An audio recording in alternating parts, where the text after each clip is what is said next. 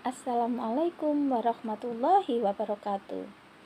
Anak-anak, pada pembelajaran kali ini kita sudah sampai pada tema 2 tentang udara bersih bagi kesehatan. Dan pada subtema 1 pembelajaran 1 kita membahas tentang cara tubuh mengolah udara bersih. Sebelum memulai pembelajaran, mari kita awali dengan berdoa terlebih dahulu.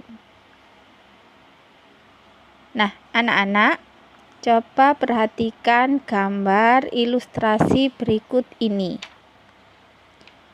Dayu dan ikan hias. Dayu memelihara banyak ikan hias berjenis ikan mas koki. Ikan-ikan hias itu dipelihara dalam sebuah akuarium.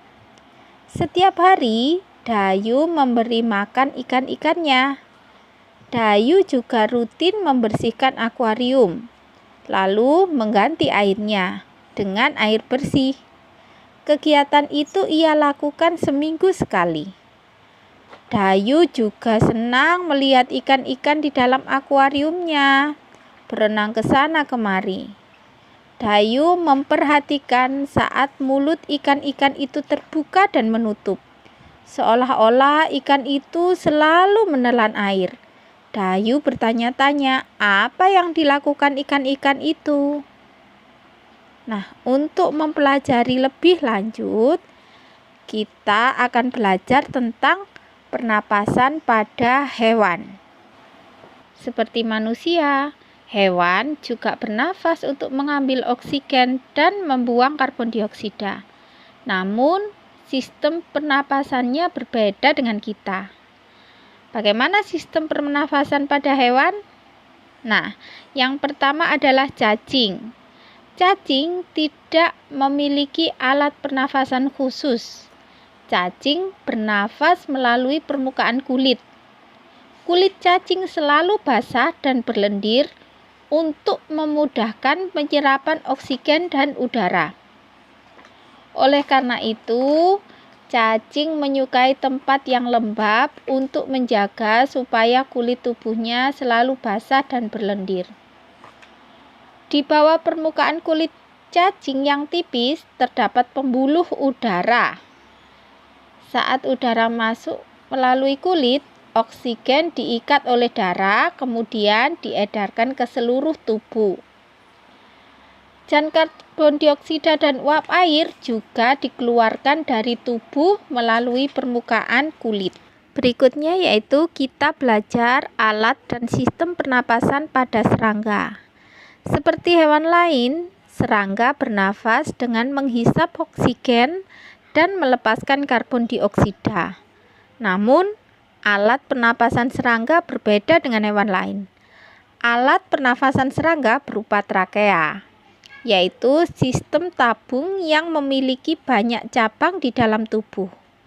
Percabangan trakea ini disebut trakeola.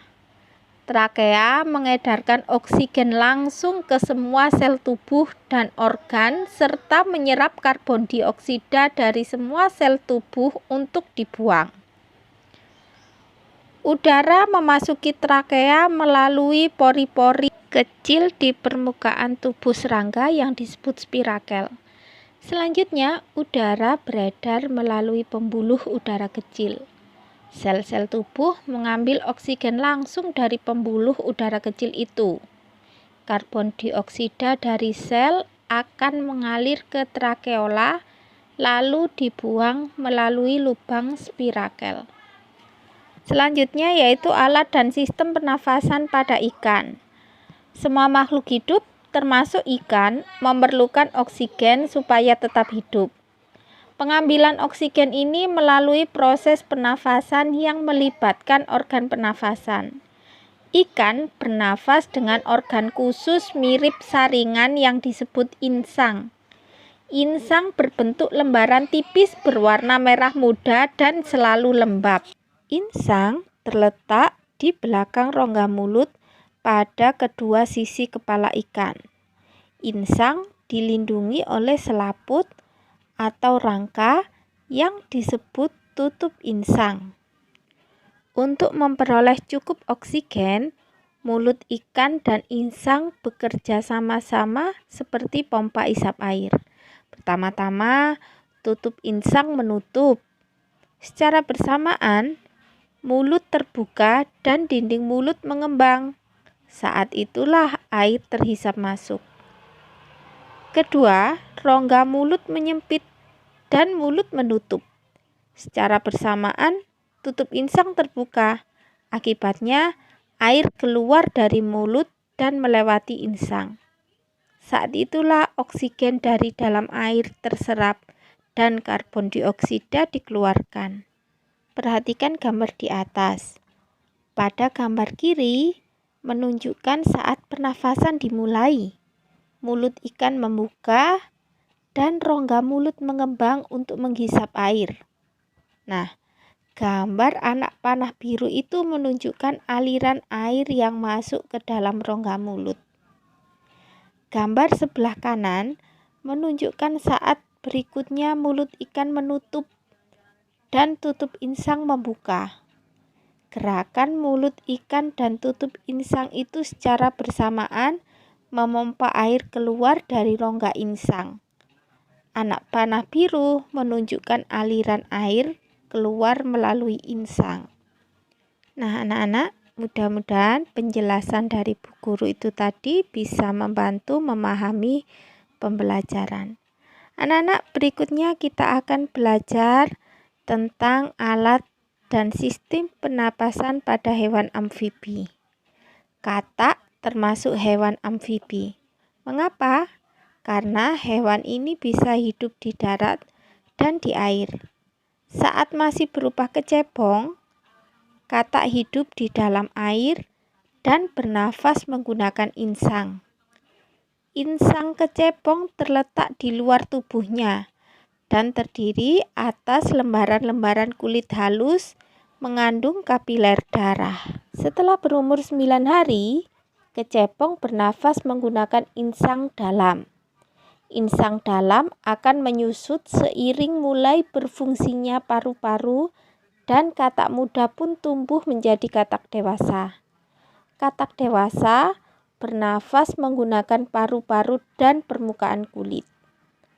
Di dalam paru-paru terdapat banyak gelembung udara yang sangat kecil, berselaput, dan penuh dengan kapiler darah. Di dalam gelembung udara, oksigen diserap dan karbon dioksida dikeluarkan. Selain dengan paru-paru, katak juga bernafas dengan kulit. Permukaan kulit katak selalu basah agar memudahkannya menyerap oksigen dari luar.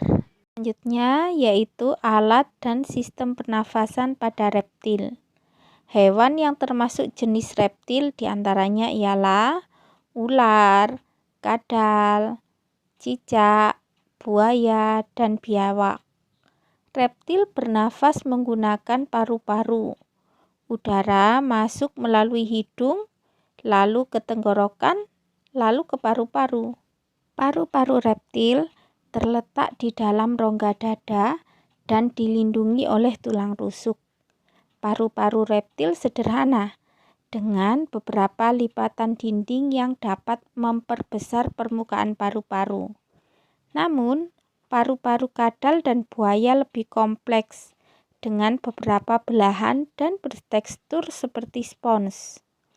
Pada reptil yang sering berkubang di air seperti buaya, lubang hidungnya dapat ditutup selama menyelam.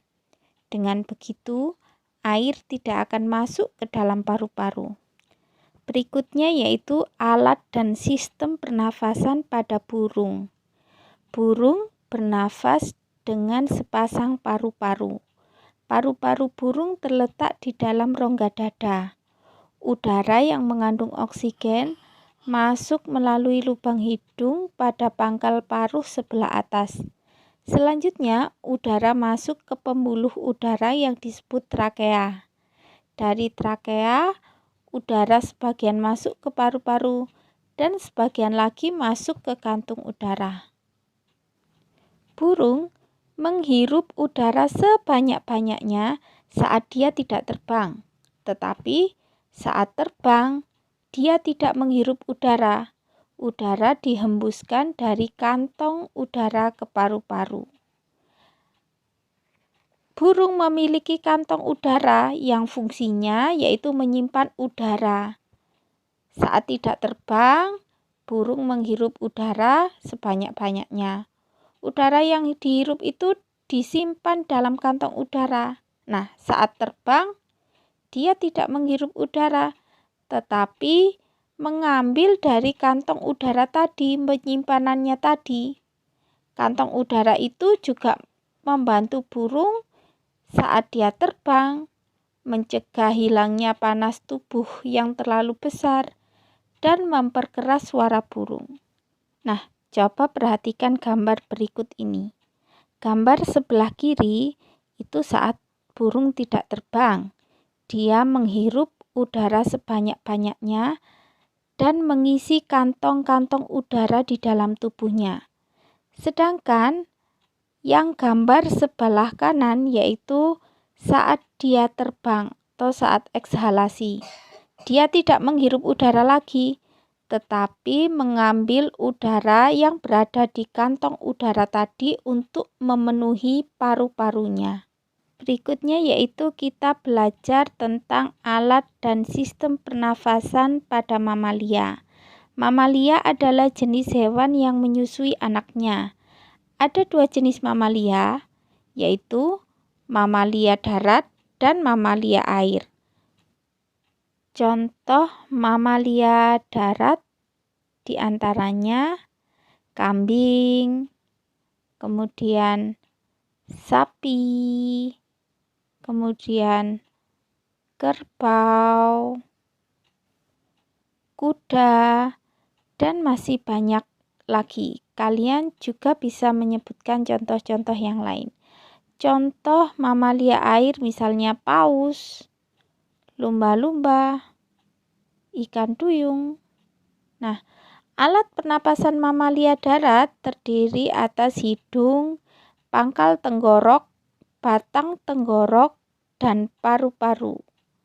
Perhatikan gambar organ pernapasan kuda berikut ini. Nah, anak-anak, pada mamalia air, hidungnya dilengkapi dengan katup. Nah, saat dia menyelam, katupnya menutup. Kalau dia muncul di air, katupnya membuka. Saat muncul di air itulah dia menghirup oksigen dan mengeluarkan karbon dioksida serta uap air. Anak-anak, cukup sampai di sini pembelajaran hari ini. Kita tutup dengan Alhamdulillahirabbil alamin.